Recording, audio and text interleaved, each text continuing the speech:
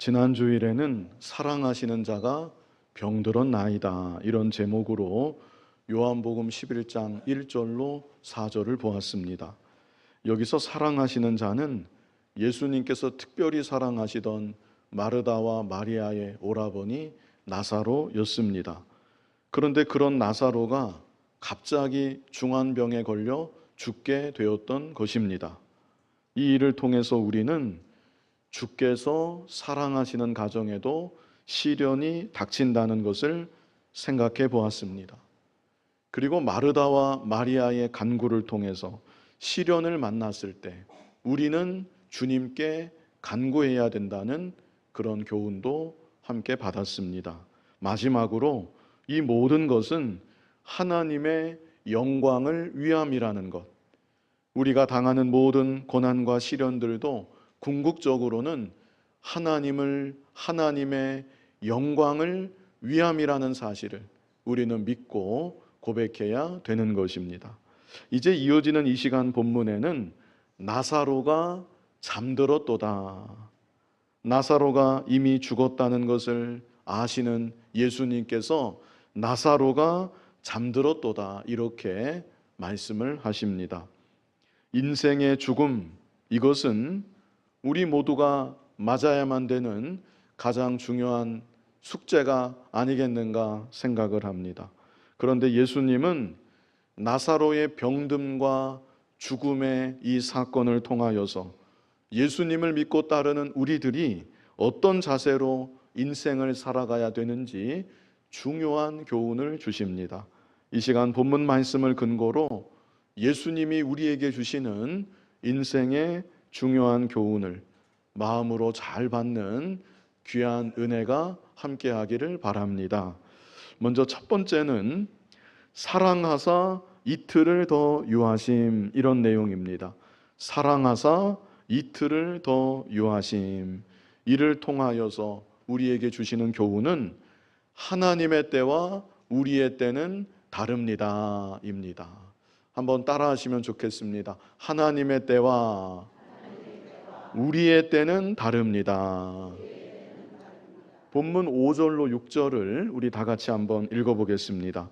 예수께서 본래 마르다와 그 동생과 나사로를 사랑하시더니 나사로가 병들었다 함을 들으시고 그 계시던 곳에 이틀을 더 유하시고. 우리의 상식으로는 잘 이해가 되지 않는 부분입니다. 5절을 다시 보시면 예수께서 본래 마르다와 그 동생과 나사로를 사랑하시더니, 여기서 사랑하신다는 것은 과거에 한때 사랑하셨다는 그런 뜻이 아니고 지금도 여전히 사랑하고 계심을 의미하는 것입니다. 그런데 그렇게 사랑하시는 나사로에게 중환병이 걸렸다는 것을 아시면서 그렇게 사랑하시는 마르다와 마리아가 이 일로 인하여서 마음에 얼마나 고통당하고 있다는 것을 아시면서 예수님은 당장 찾아가 나사로를 고쳐주지 아니하셨고, 마르다와 마리아를 향해서도 예수님은 어떤 위로나 격려의 말씀도 해주지 않으셨습니다. 대신에 어떻게 하셨습니까? 여기 이어지는 6절에 나사로가 병들었다 함을 들으시고 그 계시던 곳에 이틀을 더 유하시고. 계시던 곳에 그냥 이틀을 더 머물고 계셨다는 것이죠. 쉽게 이해할 수 없는 예수님의 모습입니다. 이게 무슨 사랑인가? 이런 생각도 한편으로 할 수도 있는 그런 대목인 것이죠. 그러나 성경은 이를 통하여서 하나님의 때와 우리의 때가 다르다는 것을 가르쳐 주시는 것입니다. 이사야 55장 8절로 9절을 우리 다 같이 읽어보겠습니다. 이는 내 생각이 너희의 생각과 다르며 내 길은 너희의 길과 다름이니라. 여호와의 말씀이니라.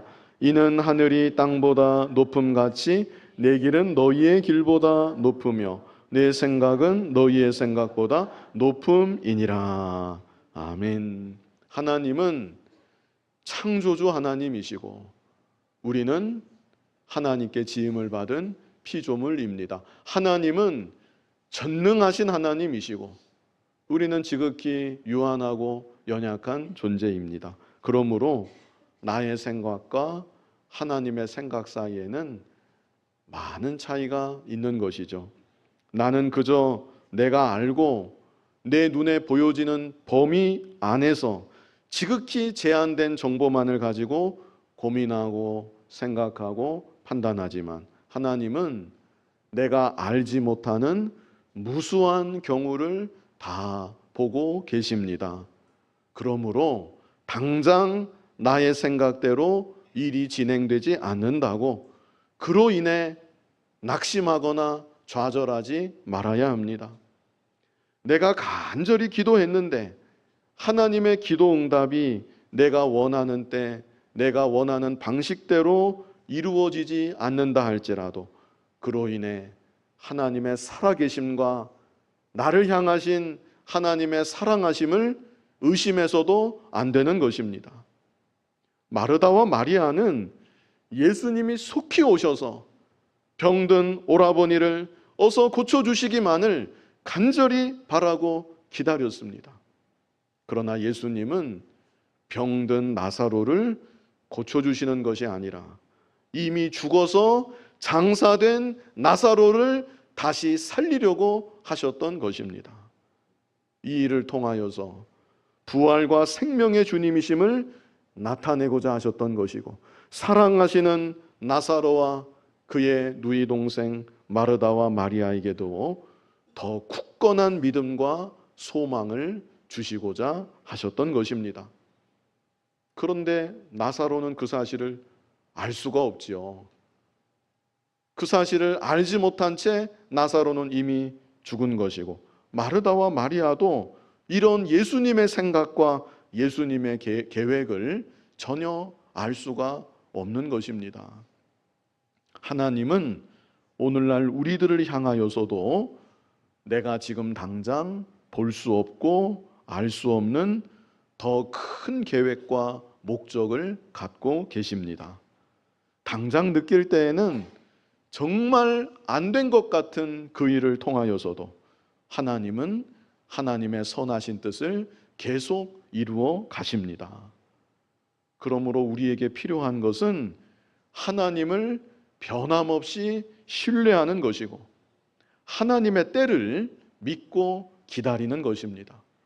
우리 잘 아는 요절 로마서 8장 28절을 우리 다 같이 한번 읽어보겠습니다. 우리가 알거니와 하나님을 사랑하는 자 곧 그의 뜻대로 부르심을 입은 자들에게는 모든 것이 합력하여 선을 이루느니라. 아멘. 모든 것이라고 여기 분명히 말씀하고 있죠.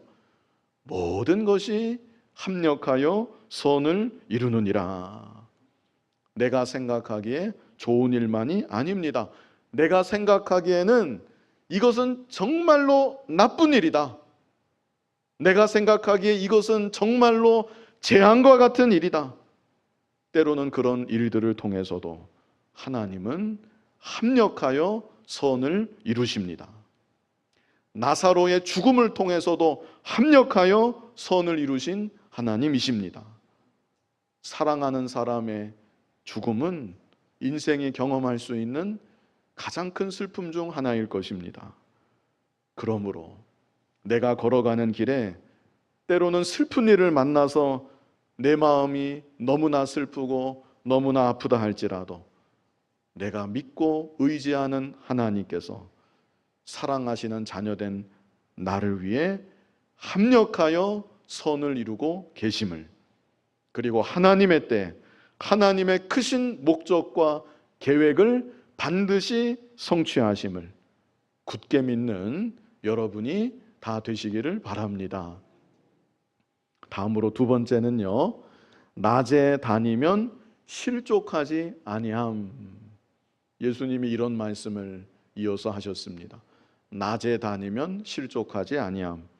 이 말씀을 통하여서는 예수님의 빛 가운데 살면 안전합니다. 이 교훈을 우리에게 주십니다. 한번 따라해 보시겠습니다. 예수님의 빛 가운데 살면 안전합니다. 우리 본문 7절을 같이 읽어보겠습니다. 그 후에 제자들에게 이르시되 유대로 다시 가자 하시니, 그 후에 하는 것은 예수님께서 이틀을 더 유하신 이유를 의미하는 것이죠. 예수님은 이틀을 더 유하시고 유대로 다시 가자. 지금 예수님은 그 유대 경내를 떠나서 예수님을 돌로 쳐 죽이려고 하는 유대인들 때문에 유대 경내를 잠시 떠나 피하여 나오신 가운데 있는데, 제자들에게 그 유대 경내로 다시 들어가자 이렇게 말씀하신 것입니다. 그랬더니 제자들이 뭐라고 말을 합니까? 8절 우리 같이 읽어보겠습니다. 제자들이 말하되 라삐여, 방금도 유대인들이 돌로 치려 하였는데 또 그리로 가시려 하나이까? 제자들이 걱정되는 것이죠. 예수님에 대한 걱정도 어느 정도 있었겠지만 제자들은 무엇보다 예수님 곁에 있는 자기들에게 해가 오지는 않을까, 그게 걱정이 되어서 예수님께 이렇게 여쭌 것입니다. 걱정하는 제자들을 향해 예수님이 뭐라고 말씀을 하셨는가? 이어지는 9절로 10절 우리 같이 읽어보겠습니다. 예수께서 대답하시되 낮이 12시간이 아니냐? 사람이 낮에 다니면 이 세상의 빛을 보므로 실족하지 아니하고 밤에 다니면 빛이 그 사람 안에 없는 거로 실족하느니라. 예수님 당시는 가로등도 없고 그 길이 잘 닦여 있지 않았습니다. 그래서 실제 빛이 없는 밤의 길을 걸어가다 보면 넘어지는 경우가 있고 굴러서 다치는 경우가 종종 있었던 것이죠. 그러나 빛이 있는 낮 동안에는 실족하지 않는다. 일단 표면적으로는 예수님이 이 말씀을 하신 것이죠. 그런데 여기서 빛은 물리적인 빛만이 아니라 참 빛이신 예수님을 가리키신 것입니다. 그래서 예수님은 염려하고 걱정하고 있는 제자들을 향해서 너희가 나와 함께하는 한 어둠을 만날지라도 걱정할 필요가 없다. 이것을 말씀하시는 것입니다. 너희가 나의 길을 따라오는 한 무슨 일을 만난다 할지라도 두려워할 것이 없다. 걱정하고 염려하는 제자들에게 이것을 일깨워 주시는 것입니다. 오늘날 우리들도 마찬가지입니다. 이 세상이 아무리 어둡다 할지라도, 이 세상이 아무리 죄악으로 가득해서 나를 공격하고 나를 해하려는 대적들이 많이 있다 할지라도 예수님의 빛 가운데 살면 안전한 것입니다. 그러므로 우리가 할 일은 항상 예수님의 빛 가운데 살아가기를 힘쓰는 것입니다. 우리 첫 번째는 하나님의 때와 우리의 때는 다르다고 했죠. 그러므로 내 계획대로 내 생각대로 이루어지지 않는다고 낙심하지 말고 인생길 걸어갈 때 하나님의 때가 있다, 이 사실을 믿고 바라보며 기다려야 되는 것이고, 그런 가운데 우리는 어떻게 살아갑니까? 예수님의 빛 가운데 살아가야 된다. 우리는 오늘 하루 그 일에 힘쓰는 것입니다. 예수님의 빛 가운데 살아가기만 하면 나는 아무 문제 없다. 우리 요한복음 8장 12절 같이 읽어보겠습니다. 예수께서 또 말씀하여 이르시되 나는 세상의 빛이니 나를 따르는 자는 어둠에 다니지 아니하고 생명의 빛을 얻으리라. 예수님을 따르는 자 어둠에 다니지 않습니다. 날마다 생명의 빛 가운데 복된 삶을 살아가게 되는 것입니다. 시편 119편 105절에는 뭐라고 말씀했습니까? 주의 말씀은 내 발의 등이요 내 길의 빛이니이다. 예수님의 빛 안에 산다는 것은 무엇인가? 그것은 곧 말씀을 따라 사는 것이다. 주님의 말씀 따라 살아가는 것이 예수님의 빛 안에 사는 것이다. 이것을 또한 가르쳐 주시는 것이죠. 이사야 50장 10절을 우리 다 같이 읽어보겠습니다. 너희 중에 여호와를 경외하며 그의 종의 목소리를 청종하는 자가 누구냐? 흑암 중에 행하여 빛이 없는 자라도 여호와의 이름을 의뢰하며 자기 하나님께 의지할지어다. 너희 중에 여호와를 경외하며 그의 종의 목소리를 청종하는 자가 누구냐? 하나님을 경외하는 사람, 하나님 종을 통해 듣게 되는 하나님의 말씀을 청종하는 사람. 그 사람은 지금 당장은 흑암 중에 있을지라도, 아무 빛도 없는 절박한 상황에 놓여 있다 할지라도 주께서 친히 그 앞길을 열어 인도하여 주시는 것입니다. 예수님의 빛 가운데 주님의 말씀을 따름으로 언제나 안전한 길, 영원한 생명길, 가장 복된 길로 나아가시는 여러분이 다 되시기를 바랍니다. 이제 마지막 세 번째는 나사로가 잠들었도다. 예수님 이 말씀을 또 하셨습니다. 나사로가 잠들었도다. 이를 통하여서는 죽음까지도 두려워하지 말아야 합니다. 이것을 우리에게 교훈하십니다. 죽음까지도 두려워하지 말아야 합니다. 예수님의 빛 안에 살아가는 우리들은 아무것도 두려워할 것이 없는 것입니다. 우리 본문 11절 같이 읽어보겠습니다. 이 말씀을 하신 후에 또 이르시되 우리 친구 나사로가 잠들었도다. 그러나 내가 깨우러 가노라. 예수님은 나사로의 죽음을 두고 우리 친구 나사로가 잠들었도다. 나사로가 지금 잠을 자고 있다. 이렇게 말씀하신 것입니다. 성경에는 예수님의 말씀과 같이 성도의 죽음을 가리켜서 잠을 잔다고 표현하는 구절들이 상당히 많이 있습니다. 제가 몇 구절만 같이 읽기 원하는데요. 사도행전 7장 60절을 우리 먼저 같이 읽어보겠습니다. 무릎을 꿇고 크게 불러 이르되 주여 이 죄를 그들에게 돌리지 마옵소서. 이 말을 하고 자니라. 이게 누구에 대한 말씀입니까? 스데반 집사님. 스데반 집사님이 돌에 맞아 지금 죽어가는 중에 무릎을 꿇고 크게 불러 이르되 주여 이 죄를 그들에게 돌리지 마옵소서. 이 말을 하고 그 자리에서 갑자기 주무셨는가? 그런 뜻이 아니죠. 이 말씀을 하시고 스데반 집사님이 세상을 떠났다는 겁니다. 그런데 성경은 표현하기를 이 말을 하고 자니라 이렇게 표현하고 있죠. 고린도전서 15장 6절 우리 같이 읽어보겠습니다. 그 후에 500여 형제에게 일시에 보이셨나니 그 중에 지금까지 대다수는 살아있고 어떤 사람은 잠들었으며. 사도 바울이 고린도 전서를 기록할 당시 부활하신 예수님을 목격했던 사람들 중 대다수가 지금까지 살아있다. 이것을 지금 말하고 있는 것이죠.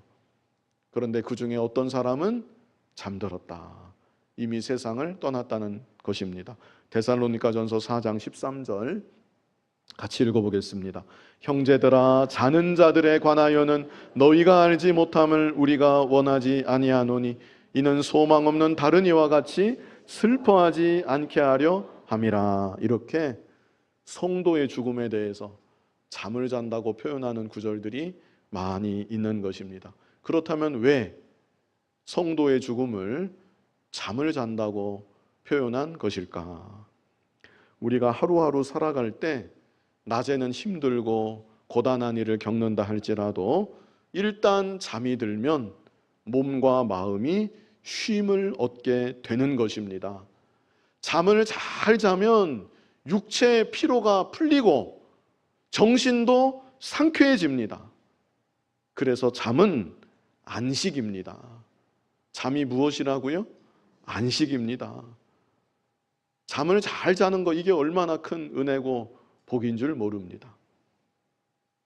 성도의 죽음을 가리켜서 잠을 잔다고 표현하신 것은 우리들은 죽음과 동시에 참된 안식의 세계로 들어가기 때문에 그것을 알게 하시려고 이런 표현을 하신 것입니다.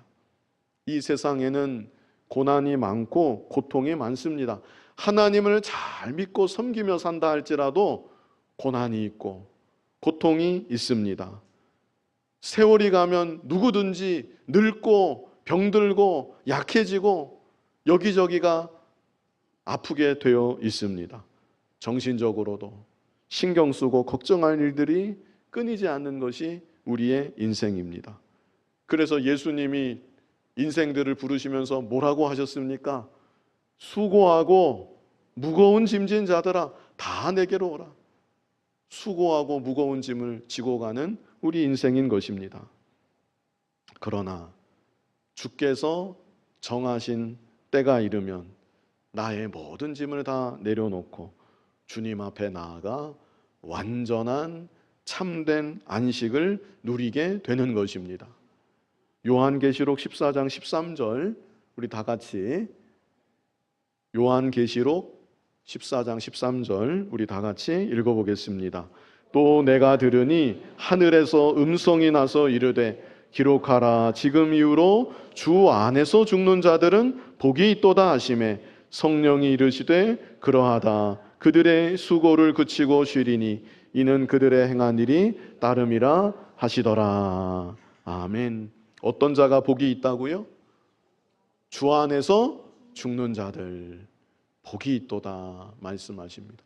주 안에서 죽는다는 것은 예수님을 믿고 예수님을 믿는 믿음 안에서 죽는 것을 말합니다. 그런 자들은 복이 있다. 왜 복이 있는가? 왜 복이 있습니까? 성령이 이르시되 그러하다. 그 다음에 뭐라고 말씀하십니까? 그들이 수고를 그치고 쉬리니 이제 비로소 모든 수고를 그치고 참된 안식의 세계, 복된 세계로 들어가게 되었으니 주 안에서 죽는 자들은 복이 있다 말씀하신 것입니다. 요한계시록 21장 4절에는 우리 다 같이 읽어보겠습니다.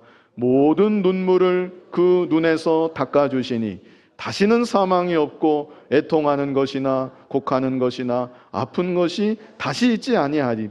처음 것들이 다 지나갔음이러라. 인생길 걸어가면서 누구나 다 눈물을 흘립니다.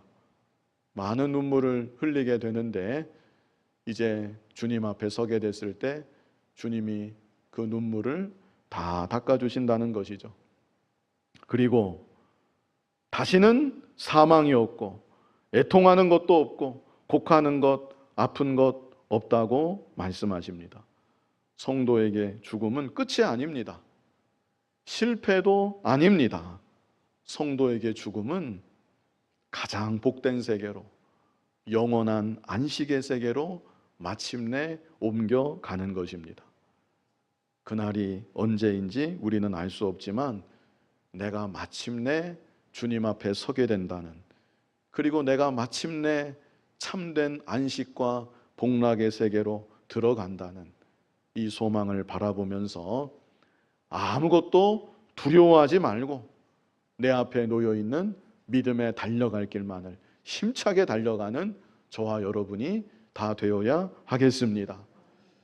성도의 죽음을 잠을 잔다 표현하신 것, 이렇게 안식에 대해서 우리에게 가르쳐 주시는 것이고 또 다른 의미가 있는데요. 그것은 깨어난다는 것, 다시 일어난다는 것, 그것을 우리에게 가르쳐 주시는 것입니다. 잠을 자는 사람은 반드시 깨어나게 되어 있습니다. 계속 자는 게 아니라 반드시 일어나게 되어 있습니다. 마찬가지로 예수님을 믿는 우리들, 예수님이 사망 권세를 이기시고 무덤에서 부활하셨는데 우리들도 예수님과 같이 우리의 육신까지 다시 부활하게 되는 것입니다. 고린도전서 15장 51절로 52절 우리 다 같이 읽어보겠습니다. 보라, 내가 너희에게 비밀을 말하노니 우리가 다 잠잘 것이 아니요 마지막 나팔에 순식간에 호련히 다 변화되리니 나팔 소리가 나매 죽은 자들이 썩지 아니할 것으로 다시 살아나고 우리도 변화되리라. 아멘. 여기 51절을 다시 보시면요, 우리가 다 잠잘 것이 아니요, 여기도 잠잔다고 표현했습니다. 구원받은 성도의 영혼은 마지막 숨을 거둔과 동시에 천국에 들어가서 안식과 복락의 세계 이제 누리게 되는 것이고, 그 육신은 어떻게 됩니까? 육신은 무덤에 들어가고 흙으로 돌아가게 되는 것입니다. 그러나 그것이 끝이 아니라는 것입니다. 여기 51절에 그랬죠? 마지막 나팔에 순식간에 호련이 다 변화되리니. 예수님 재림하실 때 호령과 천사장의 소리와 하늘의 나팔 소리와 함께 예수님 재림하신다고 하셨습니다. 마지막 나팔 소리가 날 때 순식간에 호련이 다 변화될 것이다. 그래서 52절에는 뭐라고 했습니까? 나팔 소리가 나매 죽은 자들이 썩지 아니할 것으로 다시 살아나고 우리도 변화되리라. 나사로가 이제 곧 있으면 이제 요한복음 11장을 계속 보시면 다시 살아나게 되는데, 그것은 엄밀하게 얘기해서 부활은 아닙니다. 나사로는 다시 죽습니다. 그 육신은 늙고 썩고 병들 육신으로 잠시 예수님이 살려주신 것 뿐입니다. 그 병든 자를 고치는 것처럼 죽은 자를 잠시 일으켜 세운 것 뿐이지 그건 부활이 아닙니다.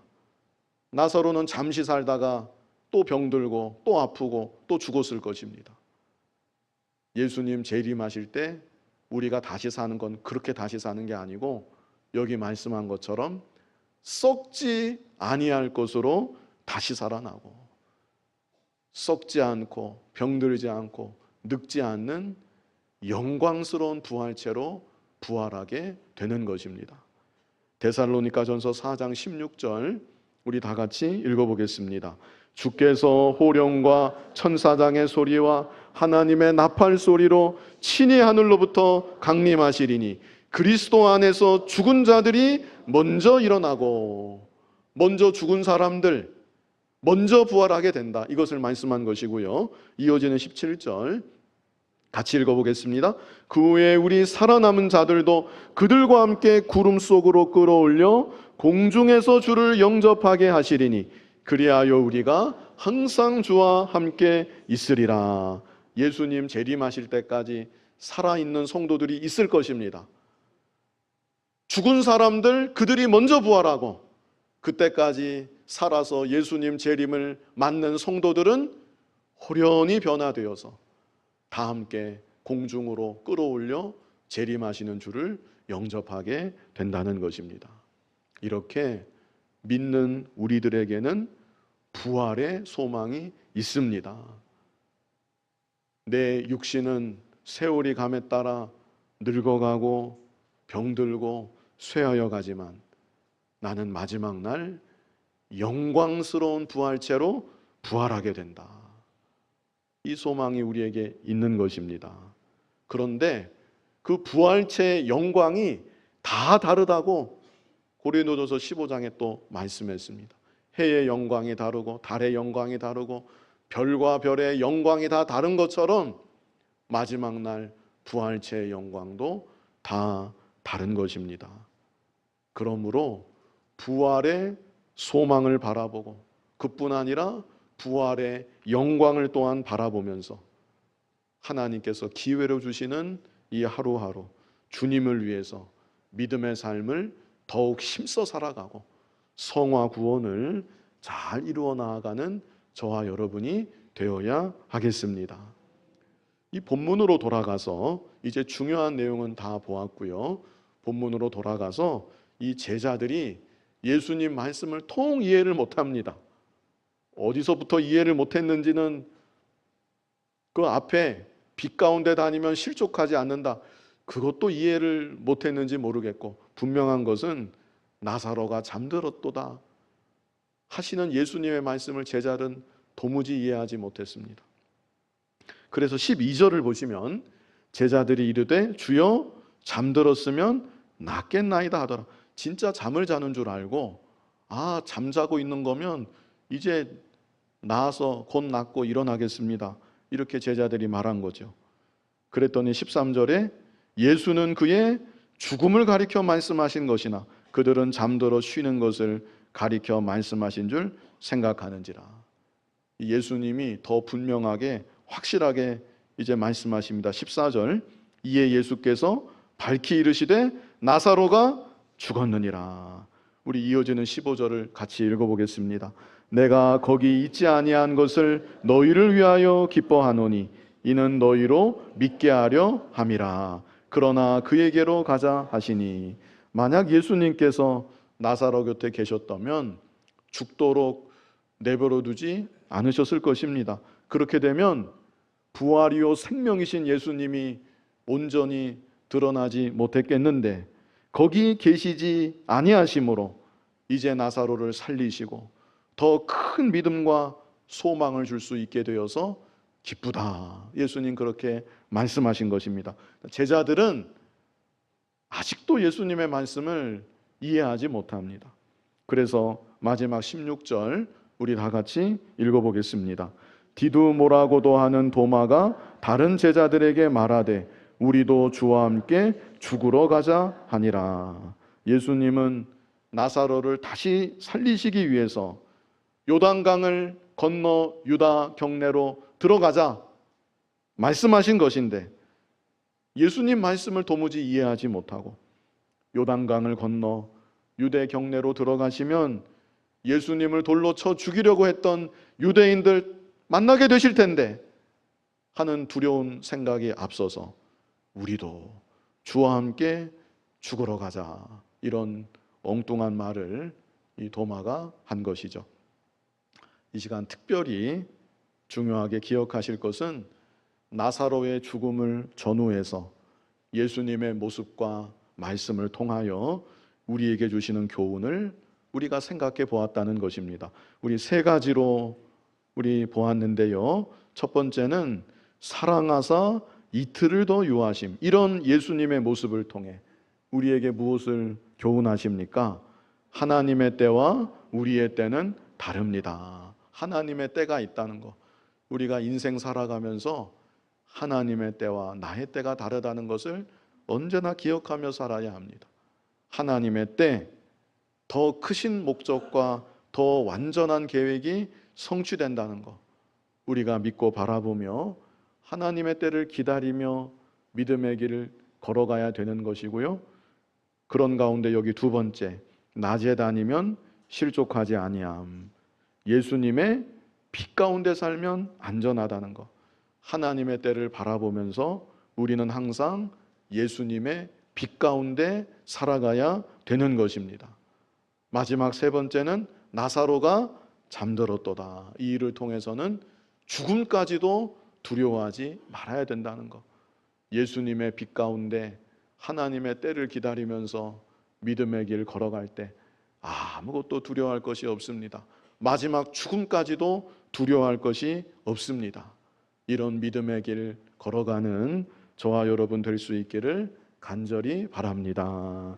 거룩하신 아버지 하나님, 하나님의 때가 있다는 것을 믿고 바라보고 기다리는 우리들 되게 하여 주시고, 그런 가운데 언제나 예수님의 빛 가운데 주님 말씀 따라 가장 안전하고 복된 길 걸어가게 하시고, 죽음까지도 두려워하지 아니하는 강하고 담대한 믿음으로 끝까지 주님 기뻐하시는 믿음의 길 걸어가는 우리들이 다 되게 하여 주시옵소서. 예수님 이름으로 기도하옵나이다. 아멘.